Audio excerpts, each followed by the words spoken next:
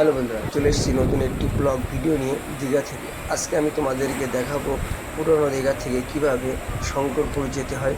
Total আজকে আমি এই ভিডিওর মধ্যে দেখাবো আর বোঝানোর চেষ্টা করব। চলো তাহলে পুরো ভিডিওটা দেখবো। কেননা আমরা এই মুহূর্তে আছি টোটো করে যাব আমরা শঙ্করপুর। আমাদের ভাড়া নিল যাওয়া আসা 100 টাকা। খুবই সুন্দর একটি ভিডিও হবে। ভিডিওটা যদি তোমাদের কাছে ভালো লাগে অবশ্যই আমার চ্যানেলটা সাবস্ক্রাইব করবে, লাইক করবে, শেয়ার করবে। আমরা শঙ্করপুর গিয়ে তোমাদেরকে দেখাবো এখানে কি আছে, কি দেখার আছে। চলো তাহলে ভিডিওটা ফুল ভিডিও দেখবো। আর ভিডিওটা অবশ্যই বেশি বেশি করে শেয়ার করবে, কারণ আমরা তোমাদের জন্য ঘুরে ঘুরে বিভিন্ন জায়গায় এই ভিডিওগুলো বানিয়ে থাকি। খুব সুন্দর জায়গা এটা। সামনে একটা গেট আছে,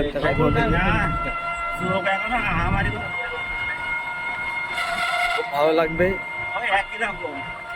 একটা হোটেল আছে সামনে।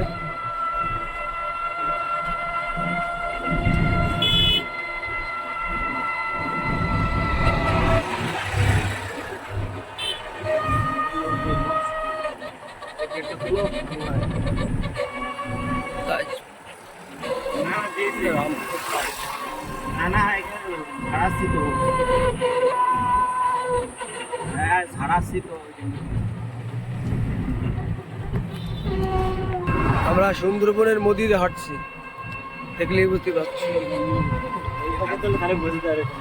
এই যে জঙ্গল, এটা মেদিনীপুরের জঙ্গল। ঠিক আছে, আমরা এই টোটো আসলাম।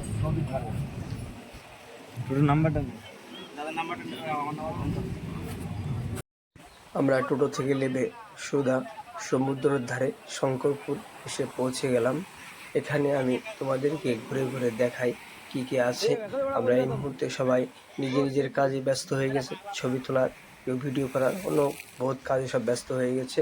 আমরা এখানে তোমাদেরকে ঘুরে ঘুরে দেখাই শঙ্করপুরে আসলে কি দেখতে পারবে।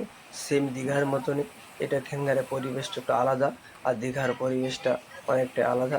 এই জন্যে শঙ্করপুরে অনেক লোক ঘুরতে আসে। আমরা সেই জন্য শঙ্করপুরে এসেছিলাম ঘোরার জন্যে। আমি ভিডিওর মধ্যে তোমাদেরকে একটা কথা বলি, আমরা ঘুরতে ঘুরতে আসার আগে একটা পাগলের সাথে দেখা হয়েছিল। সেই ভিডিওটা আমরা তোমাদেরকে দেখাবো। অবশ্যই যদি এই পাগলকে চিনে থাকো, কোথায় বাড়ি, অবশ্যই শঙ্করপুরে সমুদ্রের ধারে আসার গেটের সামনে ওখানে বসে থাকে। ওখানে আমি জিজ্ঞেস করেছি অন্য অন্য লোকের কাছে, এখানে থাকে, অবশ্যই যোগাযোগ করবে চিনতে পারলে। আমরা এই মুহূর্তে এসে পৌঁছলাম শঙ্করপুর। আমরা দীঘায় এখানে এসেছি। আমাদেরকে দেখাবো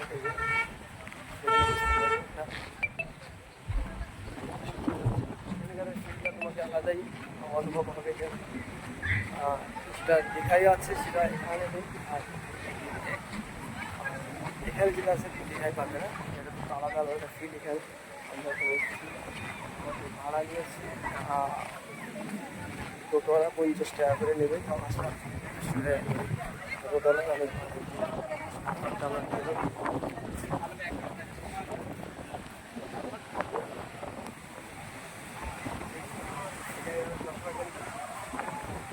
খুব সুন্দর সুন্দর চশমার কালেকশন আছে। আর এটাই আছে শঙ্কর।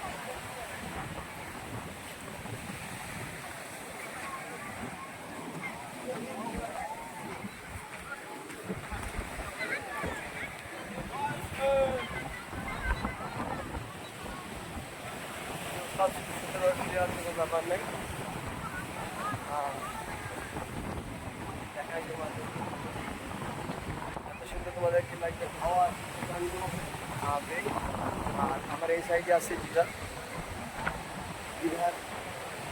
সমুদ্র সৈকত, এই সাইড আমরা আছি।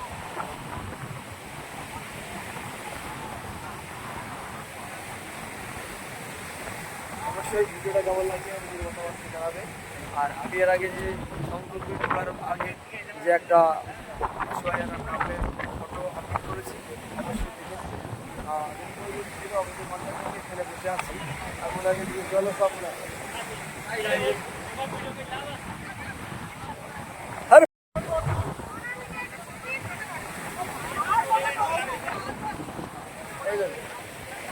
সবাই নিজের ক্যামেরা কাটার জন্য ব্যস্ত। আমি তোমাদেরকে দেখাই, খুবই ভালো লাগবে। অবশ্যই আমাদের চ্যানেল কে সাবস্ক্রাইব করবে, লাইক শেয়ার এবং কমেন্ট করার চেষ্টা করবে। আমরা তোমাদেরকে বিভিন্ন জায়গায় ঘুরে তোমাদেরকে দেখাবো দীঘায় কী কী আছে, কত খরচা হলো ওটা তোমাদেরকে বলবো।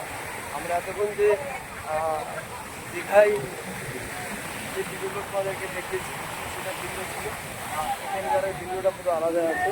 তারপরে বড় বড় পাথর নিচে সেখানে নেই, এখানে এরকম সিমেন্টের ঢালাই করা আছে, খুব সুন্দর থাকবে।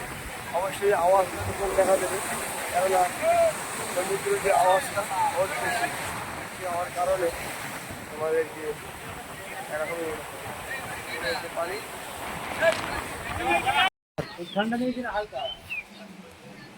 ভাই। এই দেখো একটা লোক বসে আছে, কেউ যদি না গেছেন অবশ্যই কন্ট্যাক্ট করবে।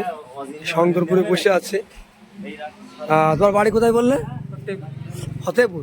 আপনার বাড়ি? ফতেপুর। তোমার নাম কি? গোপাল। গোপাল নন্দী।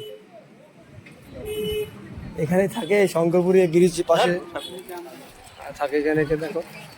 তাহলে টোটাল তোমার এই সবটা তোমার তোমার হ্যাঁ? সবসময় থাকা যায়। তাহলে কিছু খাবা? তুমি কিছু খাবা? খেয়েছি বলছি না, এই 10-15 মিনিট আগে। 10-15 মিনিট আগে।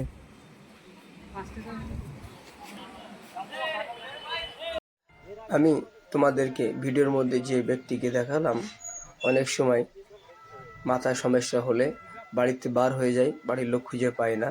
তা কেউ যদি চিনে থাকো অবশ্যই যোগাযোগ করবে শঙ্করপুরে। শঙ্করপুরে হচ্ছে দীঘার পাশে একটা জায়গা আছে যাকে শঙ্করপুর বলা হয়। শঙ্করপুরের বিচের ধারে উনি বসে থাকে। ওনাকে জিজ্ঞেস করলাম, কথাবার্তা খুবই সুন্দরভাবে বলে। ভিডিও যদি ভালো লাগে বেশি বেশি করে শেয়ার করবে।